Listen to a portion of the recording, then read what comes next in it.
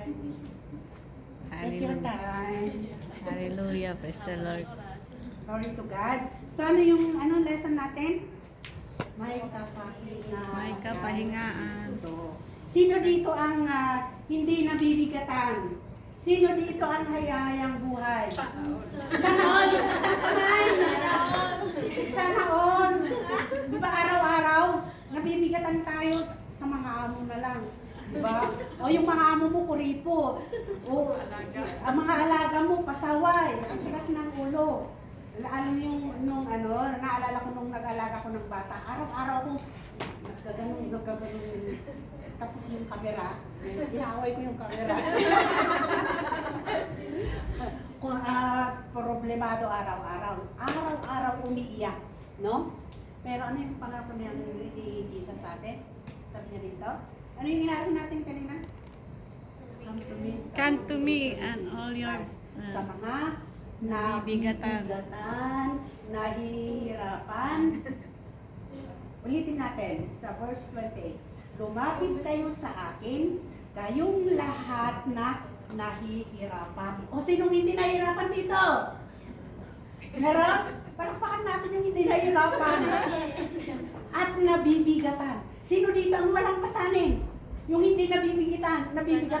Yung relax, araw-araw. Yung pakiramdam. Meron? No? At sa iyong pasanin, yung pasanin natin, no? At bibigyan ko kayo ng kapahingahan. Pero sa 29 may kondisyon. Di ba? Amen. Ano yung kondisyon sa 29? Sundin ninyo, sa English kasi, take my yoke upon you and learn from me. Sa Tagalog, sundin ninyo ang mga utos ko. No? So, matatanggap lang natin ang kapahingaan kung tayo ay susunod. Balik tayo sa verse 27. All things have been committed to me by my Father, and no one knows the Son except the Father. And no one knows the Father except the Son, and those to whom the Son chooses to reveal Him. So, lahat ba? Did Jesus invite everyone? Lahat ba? No? Even non-believers?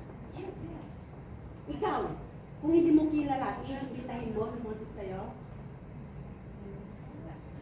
Sabi niya dito, ulitin natin sa Tagalog.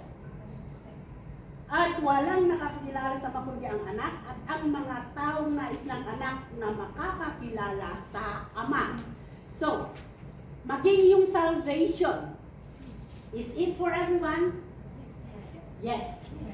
Yung na-save, lahat? No. Sa mga magre-response lamang, sa tatanggap. So, ganun din dito sa invitation ni Jesus Christ. Pero, sa kakalang lalapit, of course, ikaw lalapitan mo yung hindi mo kilala, na hihingan mo ng tulong, hindi, di ko ba? So, before we come to Jesus, we must know Him. We must know God. Kasi sabi niya, kung siya makakakilala sa Ama. So, before we come to God, we must know Him. Before we come to Jesus, we must know Him. So, ganun din literally. Before I come to you, kasi kung hindi ko siya kilala, lalapitan ko ba? Di ba mahiya ka? Mahiya kang hihingi ng tulong, hindi mo kilala eh. Sabayin nila, sino to? Scammer. Di ba pa? So same with God. Kung takot tayo na lapitan ng stranger, so ganun din kay Jesus, sa Diyos. So before we come to Jesus, bago tayo mag-respond sa kanyang invitation, we must know Him. No? Kasi pag kilala mo, di ba pag yung close relationship kayo, lahat masabi mo. Yung pasanin mo, yung kabigatan, wala kang pera, wala kang makain. Di ba hindi ka mahiya? Dahil kilala mo eh. So same with God. Before we come to Jesus, bago natin ibigay ang lahat ng ating pasanin, kabigatan, kabiguan, you must know God. Dapat may tamang relasyon kayo para hindi kayo mahiya. Di ba nakakaya magsabi ka hindi mo kilala? So same, kung sa tao ganon, dapat ganon din sa how much more to God. No? So this is invitation for everyone, but we must know Him first para masabi mo lahat. Kasi kung anak at ama na relationship, you can say everything. You can ask everything. Hindi ka mahiya eh. Dahil yung relationship nyo is in good terms. Walang harang. No, you can say everything, you can ask everything because your relationship walang balakid, walang harang. So who is God again? Who is Jesus?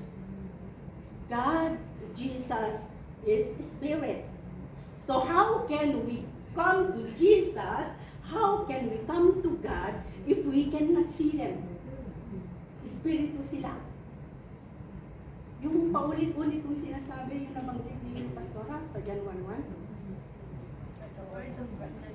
God is the Word. The Word is Jesus. No? So how can we know them? How can we know Jesus? How can we know God? The Word. No? So, how can we come to Jesus? Yung invitation niya. Paano tayo makakalapit sa Diyos? Paano tayo makakalapit kay Jesus kung hindi natin nakikita? Sa tao, madali lang, ano? Lalapitan mo si ano. Madali lang, di ko ba? Kasi tao, nakikita mo. Pero ang Diyos, si Jesus, Espiritu. So, paano tayo lalapit? Paano natin sasabihin yung kabigatan, yung problema, yung nararamdaman mong sakit? Through prayer. Yes! Through prayer. So, this is an invitation sa atin. Lahat tayo may kanya-kanyang pasabi. Lahat tayo may kanya-kanyang problema. No? Dahil walang tao na walang pasanin. Walang tao na walang problema. Dahil kung may taong ganun, ay ewan ko, ang sarap siguro ng buhay, no? No, kung ganun ang buhay mo, hindi mo na kailangan ng Diyos. No? You don't need someone and you don't need God. If you have everything. No? So, ang ganda it is a reminder for us dahil lalo tayo mga OFW, araw-araw tayong nakakaharap o kinakaharap natin mga pasanin. No? Hindi lamang sa alaga natin, hindi lamang sa amo. Ang matindi sa pamilya natin. Yung mga asawa dyan, problemado sa mga asawa na namamangka sa dalawang ilong. Di ba ang sakit?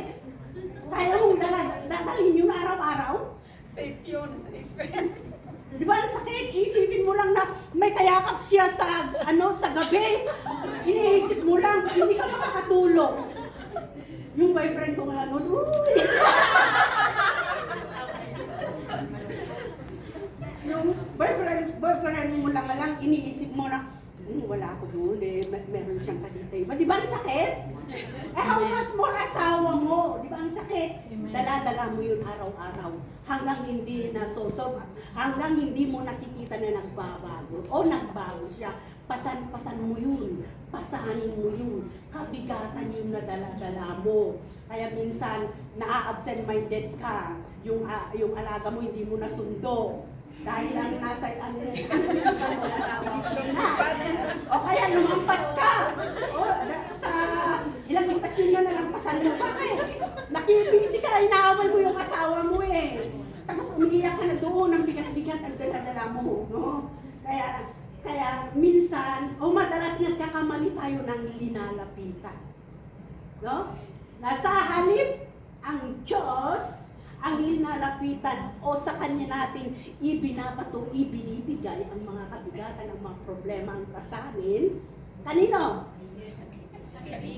Oo! Kaya nagkakamali tayo. Susulsulan ka naman yung lalo na yung mga worldly. No? Sa halip na payuan ka, tuturuan ka kung anong gagawin mo na tuturuan ka pero wala pag naman sa kautosan ng Diyos. Kaya nga sabi niya dito, may kondisyon, no? Magkakaroon tayo ng kapayapaan. Ano to? Kung may kondisyon dito, susundin natin ang kanyang utos. So, without obedience, we cannot have the peace na ini-offer ng ating Panginoon. Dahil sa pagsunod natin, makakamtan natin ang kapahingan o peace in our soul.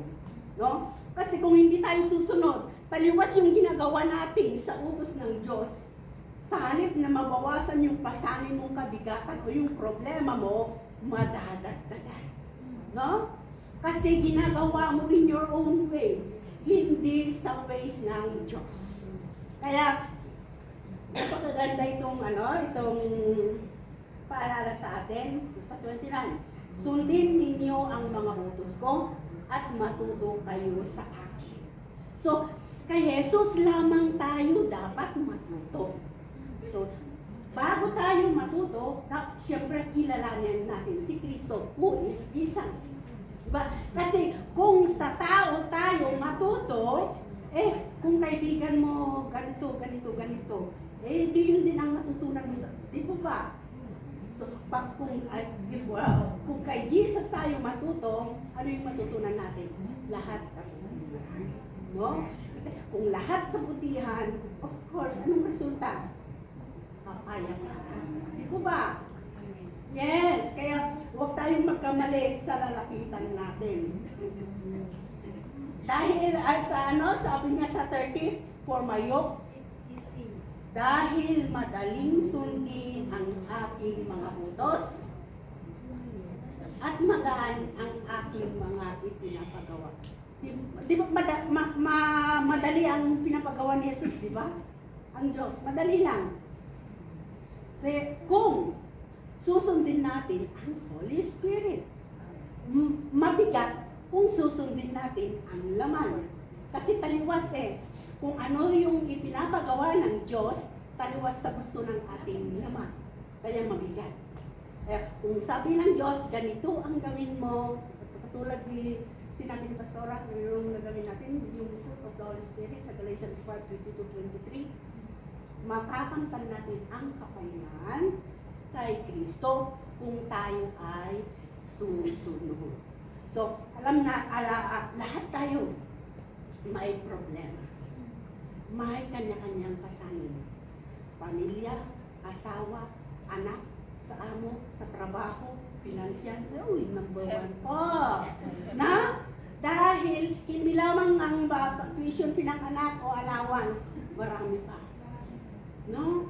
May mga nephews, mga kamag-anak. Diba? Kaya marami tayong mga pasanin. Kaya minsan, marami tayong napabalitaan na mga ibang mga kababayan natin, gumagawa sila ng labag sa kautusan ng Diyos. Dahil higit din sila. Dahil sa kagipitan, kanino sila lumalapit?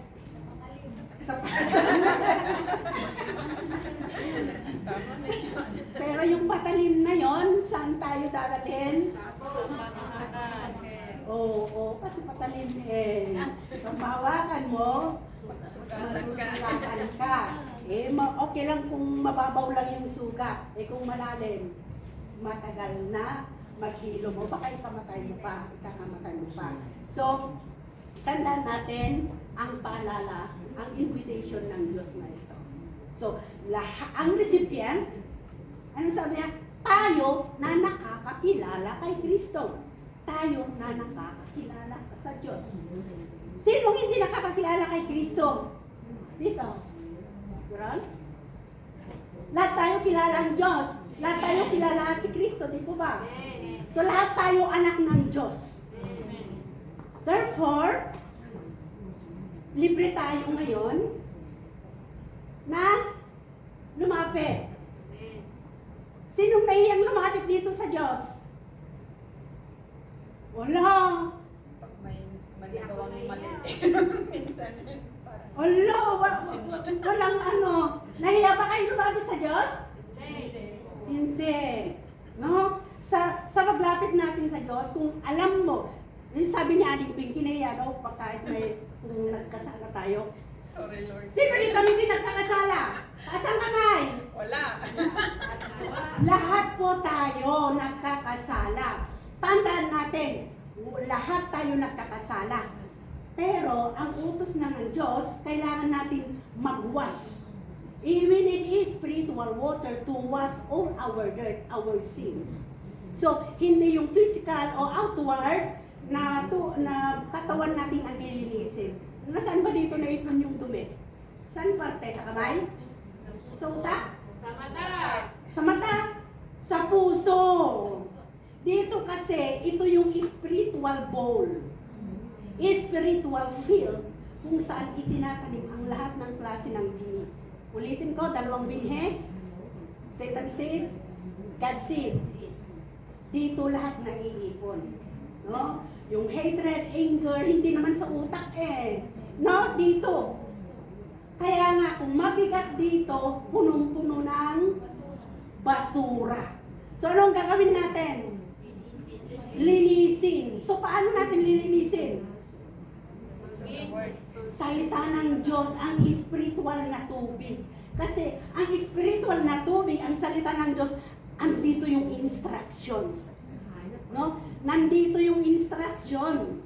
Ang gagawin lang natin, kahit binabasa mo yung instruction, kung hindi ka sumunod, walang silbi.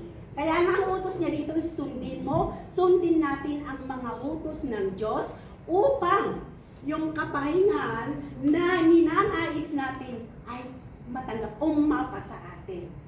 No? Na lahat ng ating hihilingin, mga kabigatan, mga problema, solusyon ng ating mga problema ay mapapasa atin kung tayo ay sumusunod. Kaya tayo nagtataka na marami tayong mga kahilingan sa Diyos na hindi binibigay. No? Dahil may harang. No? May harang. So pag nakikita ng Diyos na tayo ay sumusunod sa kanyang mga utos, lahat ng ating hilingin sa kanya ibibigay niya. So, sa bawat, huwag mong isipin na hindi ako lalapit sa Diyos dahil nagkasala ko ngayon. No. No? Kailangan natin nang mag-ask ng forgiveness sa 1 John 1:9. Anong paborito natin yung confess our sins? God is faithful. Yeah, God is just and faithful to forgive all our sins. Yes, we ask forgiveness. Pero yung pagsabi lang ng paghiling ng Lord forgive me is not enough. No? Without the word, the spiritual water that washes us, that purify us. Kasi sabi niya sa 1 Peter 1:23 o 1:22, yung pagsunod natin sa truth o sa salita ng Diyos, purify us, meaning sanctify us. Meaning yung purify, sanctify, lilinisin tayo o forgive us. No? Ang pagsunod lamang sa salita ng Diyos ang makakapaglinis sa ating mga karumihan, kasalanan. So, para hindi tayo mahiyan na lumapit sa Diyos, anong gagawin natin? Ask forgiveness and allow the Word of God cleanse us by obeying. Ulit-ulit natin obeying. So, ngayon alam na natin, narinig natin yung invitation ng Jesus Christ. This is invitation sa ating lahat. Jesus promised to us peace for our soul. Kanino? Sino recipient? Tayo na nabibigatan. Tayo na may mga pasanin. Tayo na may mga problema. So, ano man yung problema natin ngayon, kapatid, ilapit natin sa Diyos. No? So, hindi lamang tayo nag-aral, now is the time. Kung hindi mo nagagawa dahil busy ka, so, let us do it right now. So, lahat tayo, may kanya-kanyang pasanin, may kanya-kanyang problema. And Jesus is inviting us to cast all our cares unto Him. ibibigay natin sa Kanya through our prayers. Lahat tayo lumapit sa Diyos. Lahat tayo ibigay natin sa Diyos ang ating mga pasanin. And when we ask, expect natin every time we ask help to our God. Of course, the solution. No? Kaya pag yung mga problema na ibinigay natin sa Diyos, mag-amen tayo kahit sarili mo na. Lord, amen. No? I agree kung ano man yung mga hiniling sa iyo. Pinapasalamatan ko na ang lahat ng ito. Pinapasalamatan ko na ang katugunan sa mga solusyon na ibinigay mo sa lahat ng hiniling ko sa iyo sa pangalan ni Jesus. So, tayo mga kapatid, gawin natin yung lumapit tayo. Mag-response tayo sa invitation ni Jesus Christ.